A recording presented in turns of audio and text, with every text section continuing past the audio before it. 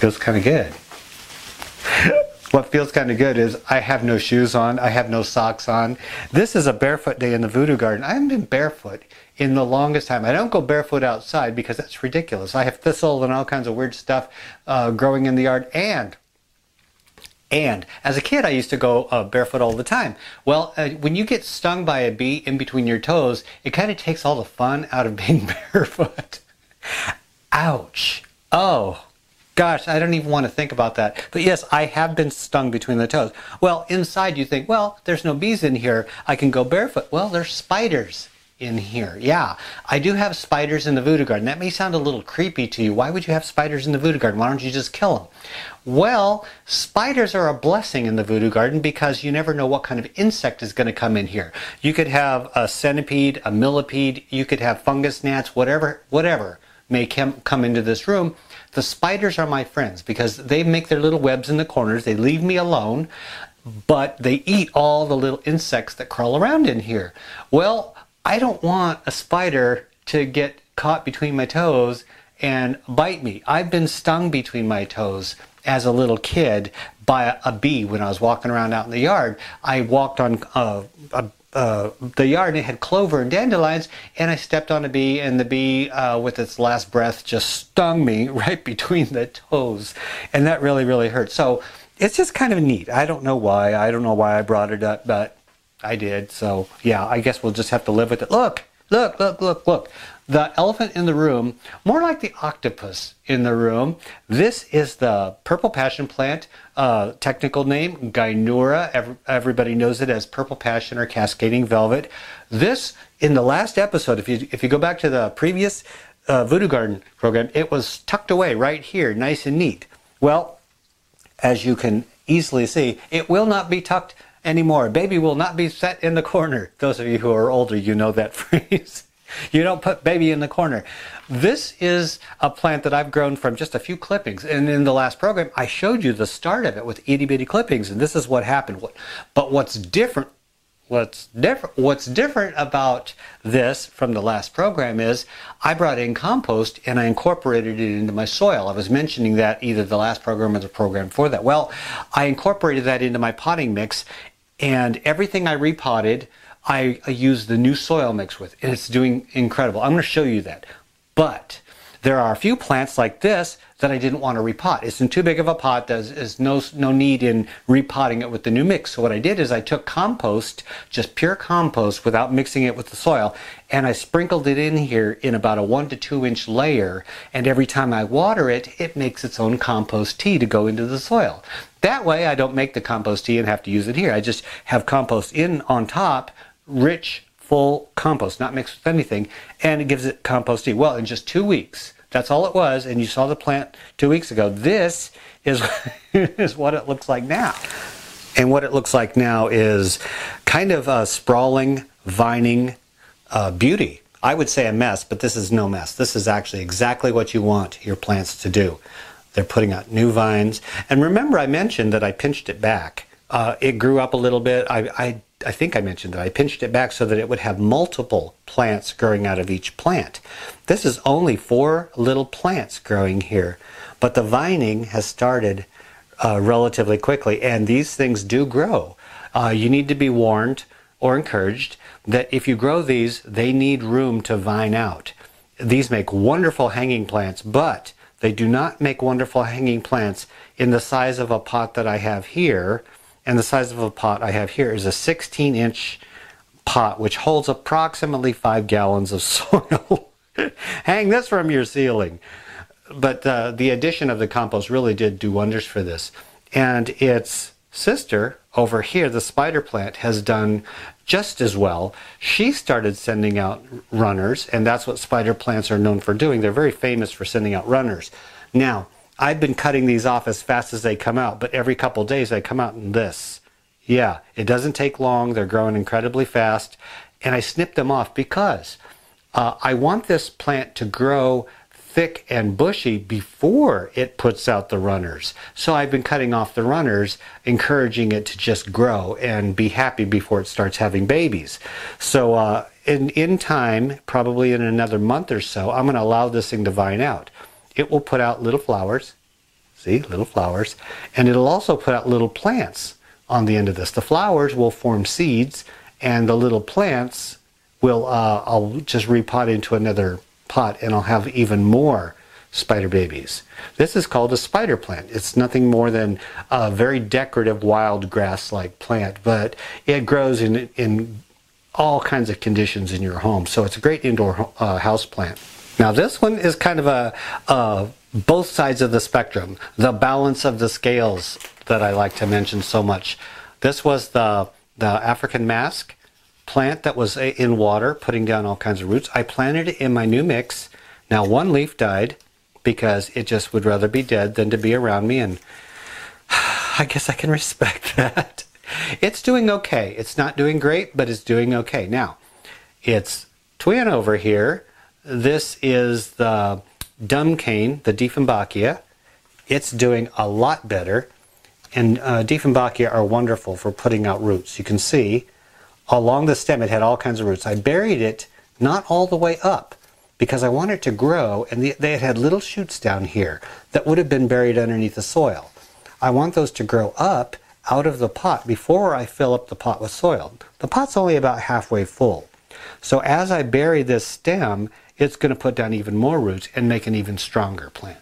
So that's why this one is not totally full. So I don't know if this is going to stay in here or not, and if it doesn't, I'll just take cuttings from this one over here and then put them over around on the side. That's my plans for this one. Well, we're going to move you over.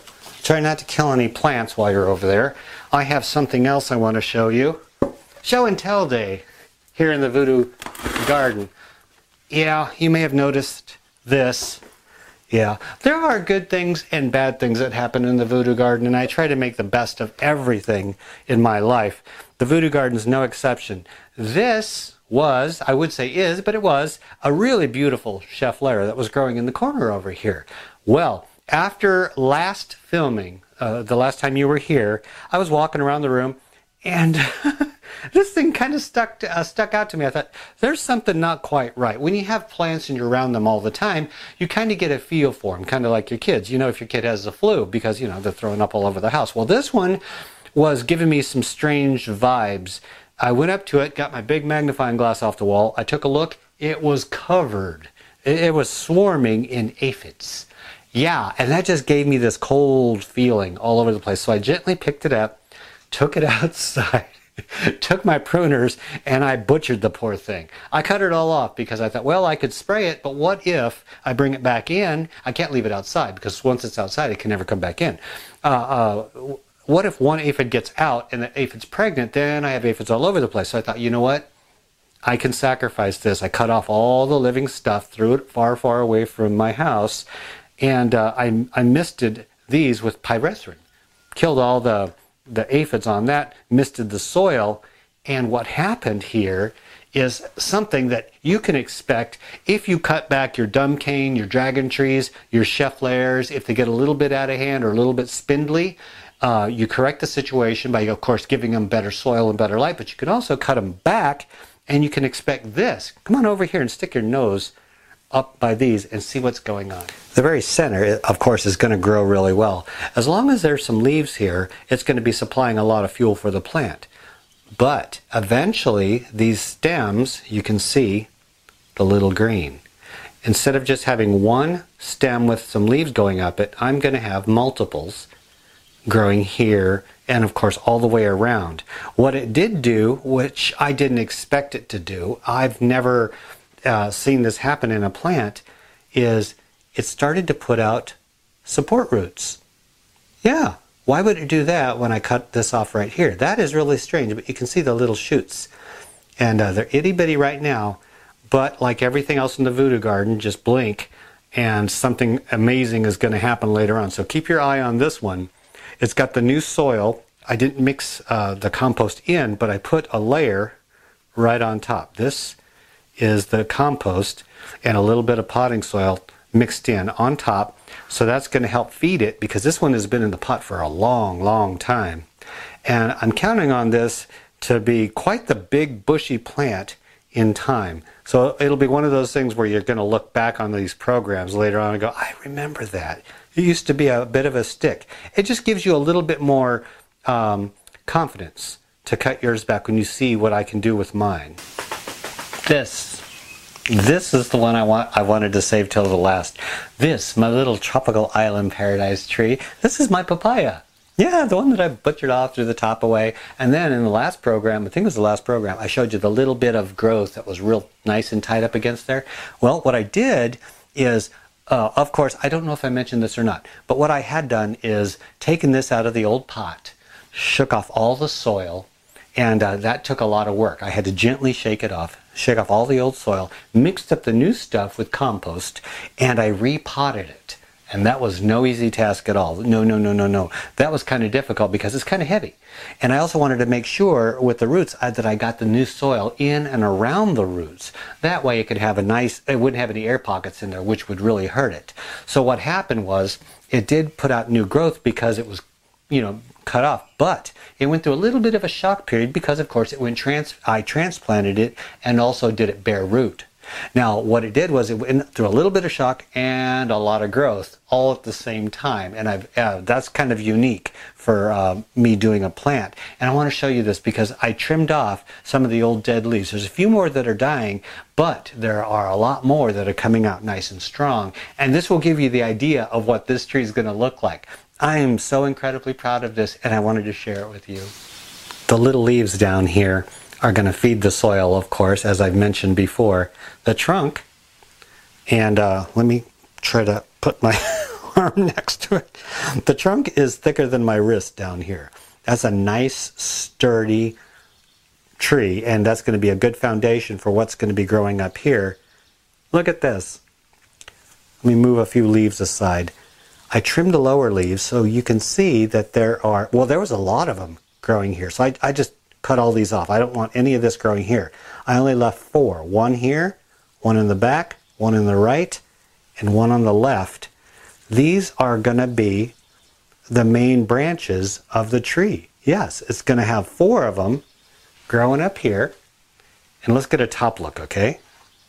This is what it looks like right in the center. How beautiful is that? That's as perfect as I can get it. I didn't plan on 4 of them growing like that. They just decided on their own that that's what they're going to do. So this tree will continue to grow and get big like it did before, only it's going to have 4 growing parts to it. So it's going to be nice and bushy. And I believe that's a nice look for it. But also it'll show you that, when you do butcher a plant back, sometimes it looks really, really drastic, and some folks didn't really much care for the look of that or the procedure. But this will give you a little bit of hope on what you can achieve if you just step outside your comfort zone and do what's best for your plants. And I think this is something that is really good for this tree. It gives it a whole new life and a whole new look. It smells good in here. Actually, it smells like toast. I think Mike upstairs is making his breakfast, so it smells like toast and plant. That's a good smell. Yeah. Ooh. Next time, you definitely got to be here next time. I'm going to show you something that is in the process over here with Prince of Orange. Yes, Prince of Orange is starting to put out a flower. Ever since I put the compost in there and gave it a good soaking, it put out this little thing over here. Not going to show you today. I got to save something for next time, otherwise you're not going to show up. It's starting to put out a flower. Also, out in the garden outside, I have a sweet potato growing. Somebody sent me some sweet potato slips and I planted them outside. Well, one of them is doing really good, and I thought, I wonder if I can grow it inside. So what I'm going to do is off camera this week, I'm going to take a cutting of it. I'm going to spray it off really good, hit it with some pyrethrin to make sure there's no bugs on it, then bring it inside and put it in some water and get it to root, or maybe into soil and get it to root, and then see if possibly I can get a sweet potato vine to grow here in the Voodoo Garden. I don't know if anybody's ever done that, grown sweet potatoes indoors. So I'm going to give it a shot. And one last thing, I don't think you can see it. I hope you can't see it because I don't want you to see it until next time. That weird flower, that plant thing that had a long, thin stalk coming up. Yeah, that one is doing something really fun too. So I have some things to share with you next time in the Voodoo Garden, and it's going to make it definitely worthwhile for you to show up. You gotta show up because you gotta see what's going on over there. You're going to love what's going on over here, and a couple other little surprises for you. That's all I have for you today. Thank you for joining me in the Voodoo Garden. If you have any questions concerning indoor growing, potting soil, anything at all, post it in the comment section below. I'm always here for you. I will give you the very best answer I possibly can. Okay, until next time we see each other, me and my little island palm tree and his little friends, we are out of here. Yes, we are. Yeah. Yeah, you know I'm proud of you, you little bugger. Oh, hey, that's dirt. You're not supposed to have dirt on your trunk. Have some pride.